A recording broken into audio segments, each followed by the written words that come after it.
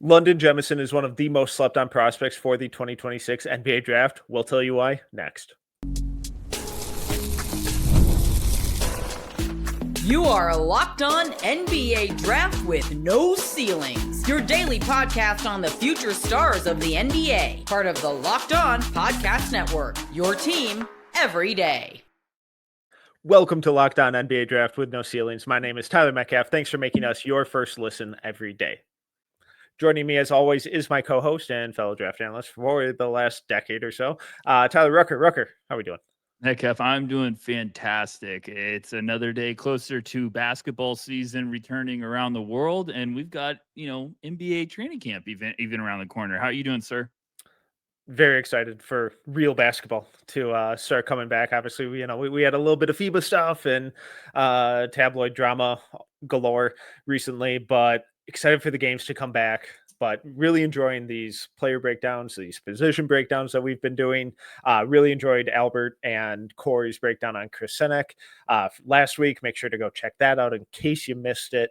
But we're continuing that trend of diving into players breaking down their games. And today we're looking at, I think, in my opinion, one of the more slept on guys in this freshman class, London Jemison, headed to Alabama. We're going to look at some areas that he needs to improve on, what his overall impact could look like, and also identify what his elite skill is, which is where I want to start, Rucker. I mean, we didn't compare notes on this yet, so we might have different opinions on these players overall, or what their elite skill is. But I want to start there, where like, what is the selling point with this guy? What is his elite skill? What is he bringing to the table? Where when you look at the report card, it's an A plus.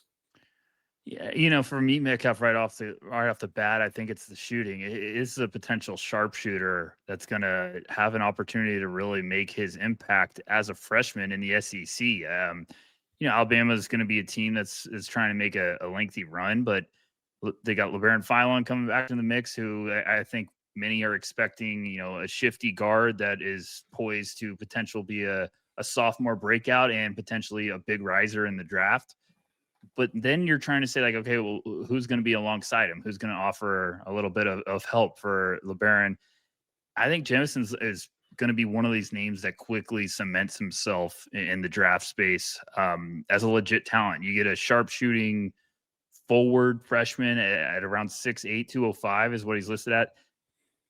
The shot's beautiful. I think it's consistent. Yeah. There's not a lot of, extra, movement or, time wasting is how I like to say it sometimes. It's like it's simple, it's quick, it's efficient, and consistent. So I think for me personally, it's the shooting ability. How about yourself?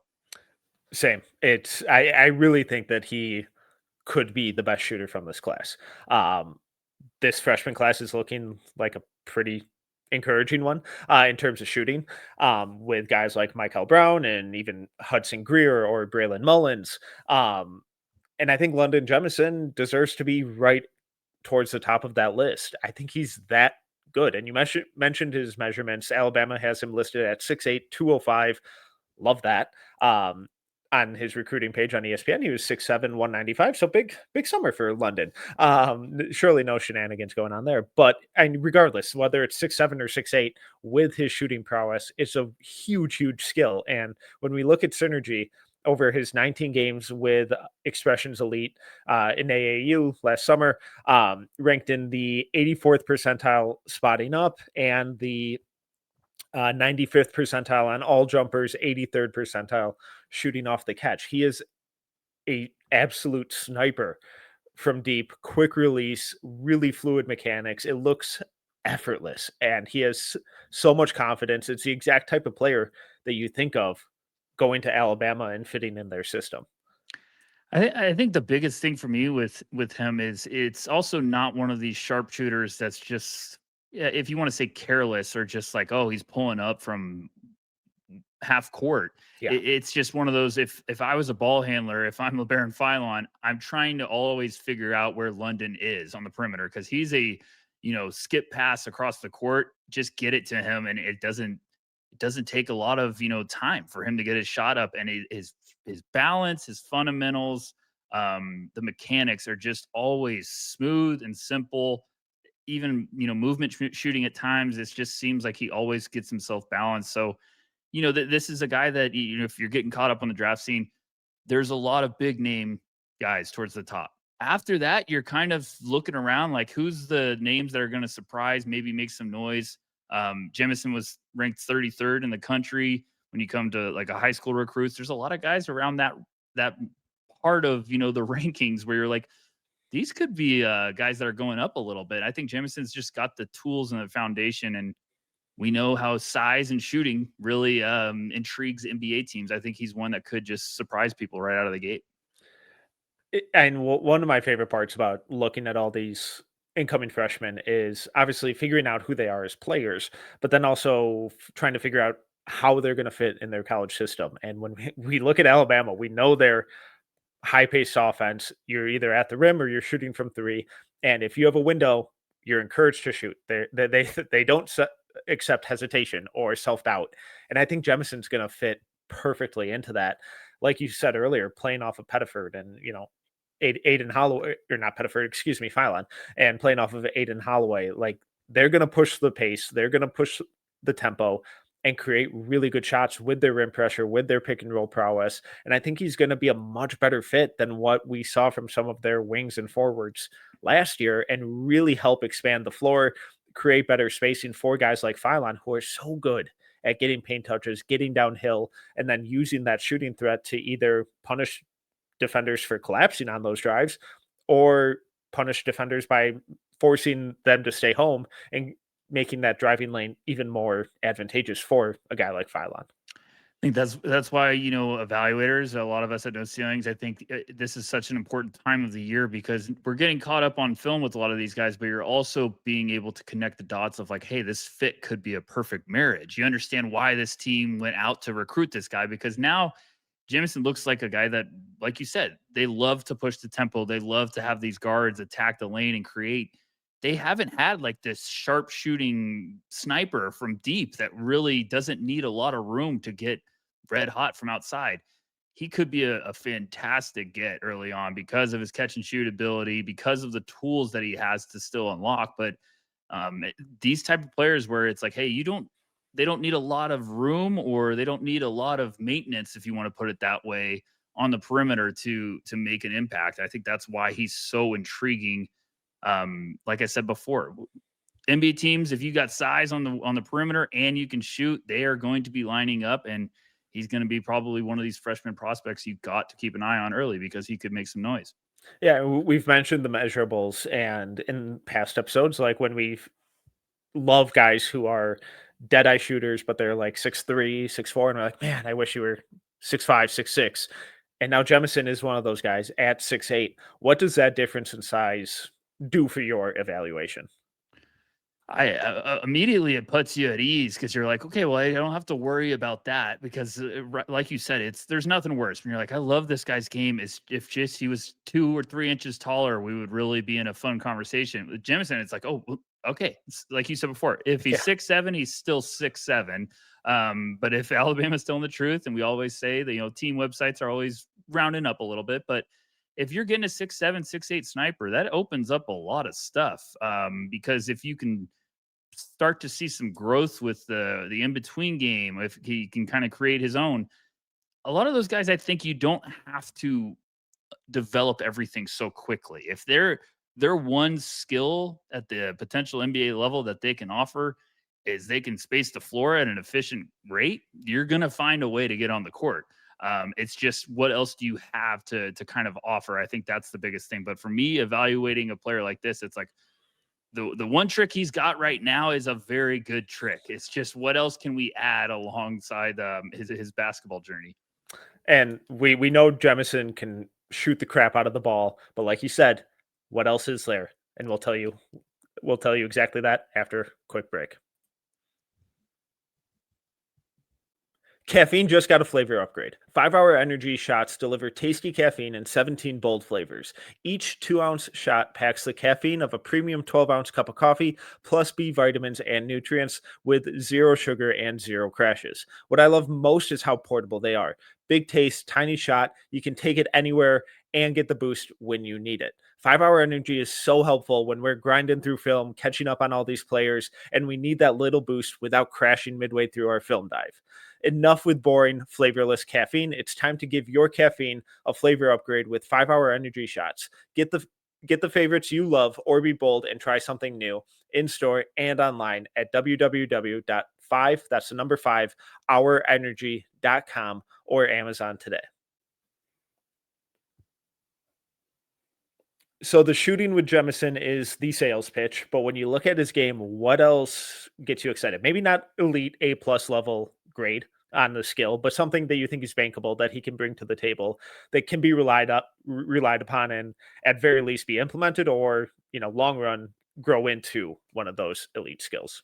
Yeah, I'm excited to hear your answer on this one, Metcalf, because like you said in the beginning, we haven't shared notes, so let's see if we agree and see things the same way. I think the awareness on the court is something that stood out to me, not only just on off ball offensively. Like, I think he's a smart cutter, a timely cutter. He understands how to stay active is one of my notes I had. Like, there's one thing of being able to react and be like, oh, wait, I can cut back door. There's another thing to be constantly looking for an opportunity to, attack the defense. But off ball, I have some questions defensively. I'll talk to you about that eventually, but I think his off ball defensive help really intrigues me. Like, there's some shot blocking, there's some good anticipation.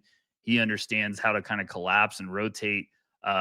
So I think the awareness on both sides of the ball is something that really stood out to me too, of like, hey, not only is there this floor spacer, there's also a smart player that understands how to take advantage of, what the defense is giving him. I like that. I really love that answer because something I constantly kept putting down in my notes was really quick decision maker. And whether that's getting a shot off or making the extra pass, like the ball never sticks with him.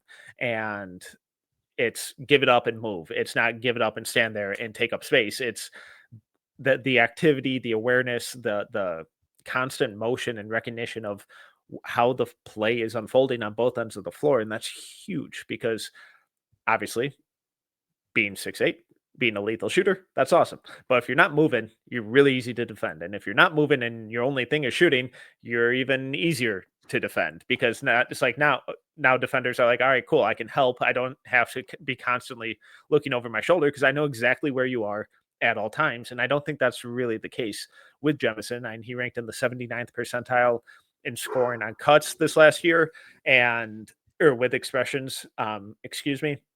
But that inside out threat as an off ball scorer is really crucial because being able to draw long closeouts, back cut, counter really aggressive ball denial defenders, that makes life so much more difficult for them and life so much easier for his point guards. I love that you have some questions about the defense. So do I. But I had that down as I think it's going to be a bankable skill for him. It might not be elite. I think it could get there one day, but I think it's good enough right now because there are flashes, there are stretches. There just isn't that consistency, and it's mainly on ball. I liked a lot of his off ball stuff, but a lot of the stuff on ball is like, man, I need you to trust your athleticism, your size, and your footwork because it can be good. And when he sits down in a stance and stays committed to it, it looks really good, but he just gets a little too panicky when guys try and drive on him. And it's like, oh, I have to chase and recover. It's like, no, you don't. You don't. You're big. You're huge. Trust your feet. You have really good feet. Move them, slide them, play with your chest a little bit. And I'm hoping that Alabama is able to really instill that confidence and get the most out of them. This is why I love doing the pod with you, Metcalf, because I literally had the exact same note as my defensive notes. I said, I promise we did not compare. No, I promise. I said, I'd like to see the defensive stance improve a little bit. I slightly gets a little upright when he's moving his feet. And I even wrote, is he trying to bait the offensive players to kind of like, oh, yeah, go ahead, attack this lane?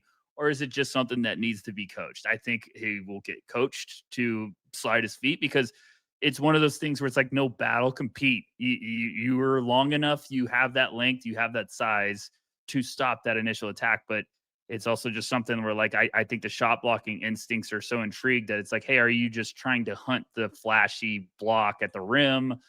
we'll see. We always say we take the grain of salt when it comes to high school film. Yeah. I think it's fixable. It is Yeah. definitely something that can be coached and tweaked and taken care of before the regular season even starts. But there's a lot of stuff, and I think you bring up a lot of good points with like the off-ball movement offensively.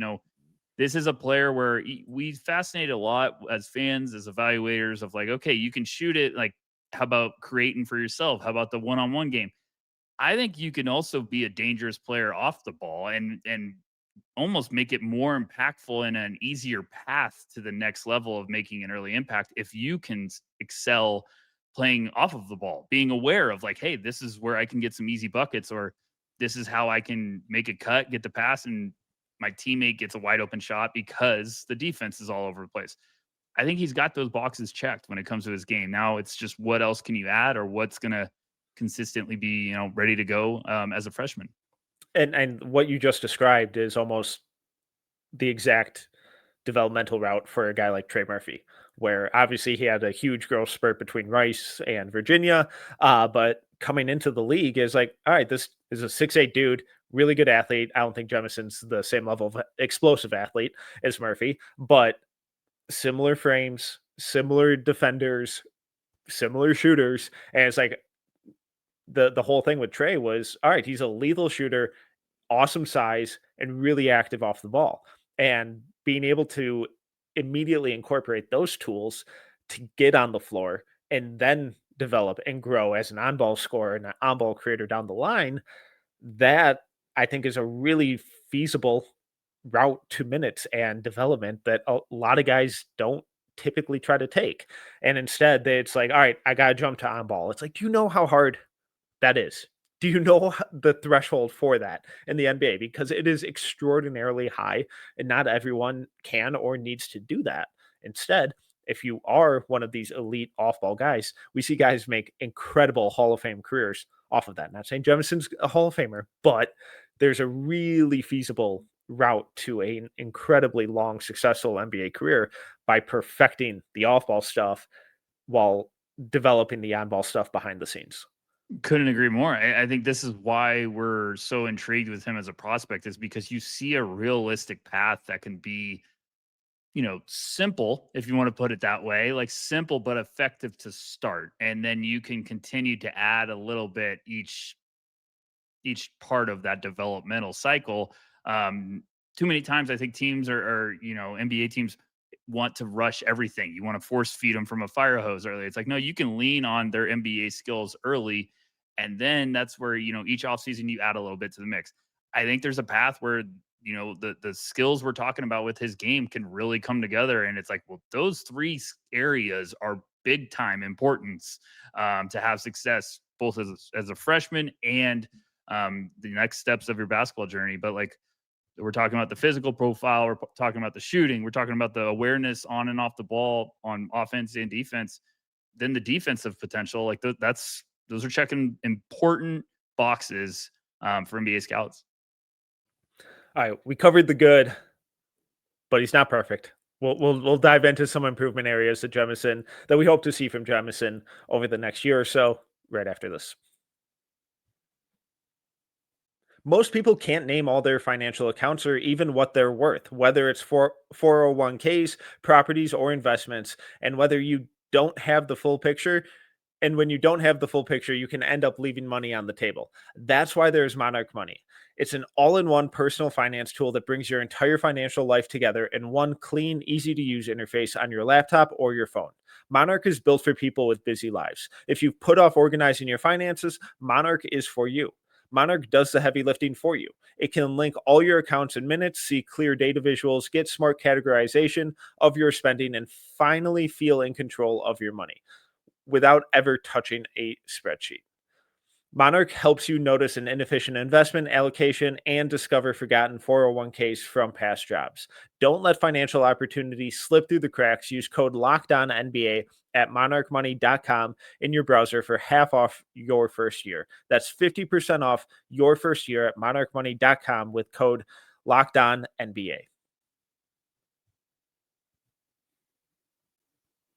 I'm going to be rude and just dive into mine. And I want to hear it. I want to make you wait.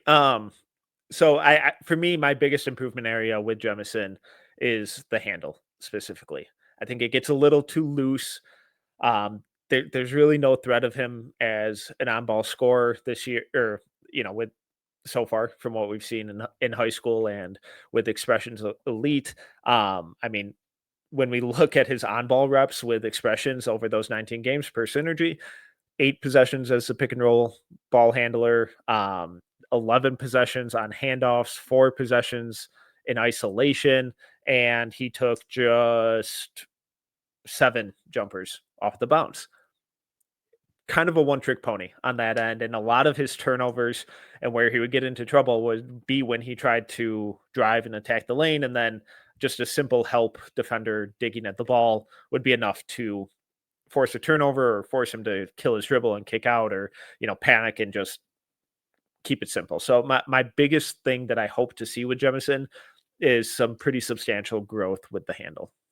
Yeah, I mean, my biggest note for him was, hey, do we have any on-ball juice? And I think we're going to find out quick. Where it's like, hey, if you're listening to us rant about him, and you're probably like, this kid sounds awesome, why is he potentially a sleeper? And it's like, well, then you get to areas where you're like, this could be something with NBA scouts where you're saying, how much upside is there? How much room do we need for it to get to a point where it's ready at the NBA level?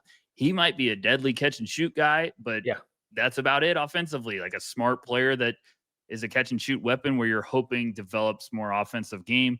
We've seen guys like Cam Johnson has become a very effective piece in the NBA level with that, but he's also taken some time to kind of develop a little bit of the in-between game. I think that's just the biggest thing for me, is not only just creating his own shot. I just want to see the handle. Can you create for yourself, or can you create for others? The playmaking, I think, is really good of how you pointed out earlier, Metcalf, of like, he keeps the ball moving. I think sometimes with me just watching, I was like, okay, is this reactionary playmaking with some of your assists, or is there some natural vision that you have in your game? I think those are just areas I want to see what it looks like this year at Alabama. Yeah, I think the bigger thing for me in terms of the development of the handle isn't so he can turn into a primary creator, because as of 5 minutes ago, I just said how hard that is. I don't expect him to ever really grow into that type of role, but more so being able to attack closeouts. He's going to attract long closeouts, aggressive closeouts all year, probably for the rest of his basketball career. The key is, what do you do after you get run off the line? And so frequently, it's something we've talked about for years, is you have to be able to either get to the rim, pull up in the mid range, or create for others, because now you're in a 5-on-4 situation. Can you take advantage of that really aggressive rotating defense? And if you can't, if you take one dribble and you're done, you can't do much else, you become really easy to defend, because now all defenders have to do is run you off the line and their job is done. Now they can refocus on whatever their secondary rotation is after that. But if he's a little more effective, tighter handle, I think there have been some fun flashes of him attacking the lane and kicking out to corner shooters. If he can do that a little more consistently, kind of like what we saw in terms of growth from Christian Brown from his freshman year at Kansas to his junior year, there's a huge leap that he made by doing that kind of stuff. If he can do that as a freshman, that's going to speak a ton to his individual development and what he could look like even a couple years from now in the pros. And obviously it makes life a little easier for him as a scorer, but it just elevates his overall offensive contribution. Look, we get excited about potential 3-and-D guys as juniors and stuff, when it's like, hey, they've got the physical profile, they could stretch the floor and they could play defense. Teams line up for those guys. We're talking about a guy where like, hey, what if he can bring this as a freshman?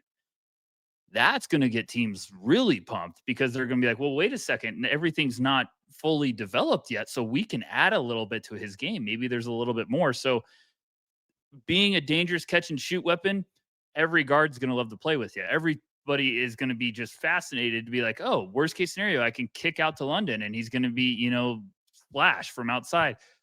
If you also can bring it defensively, teams are going to be pumped. And then if you're at 6'7", 6'8", this is just the foundation you dream of. And this is why we usually find this with guys that spent multiple years. We just talked about Cam Johnson, Christian Brown, guys that have become really important NBA role players. they were in college for multiple years. We're talking about a guy where we're like, hey, he might have this in his disposal early, and he's going to a perfect place that can really lean on him. Now, they had a big time recruit last year in Darian Reed, who was a little bit more of a mid-range scorer. It just didn't kind of work out. He's going to be at Oklahoma. I still think he's going to have a big year this year, but now Jemison's coming in. They're hoping that it's like, hey, maybe this fits a little bit better with what we got.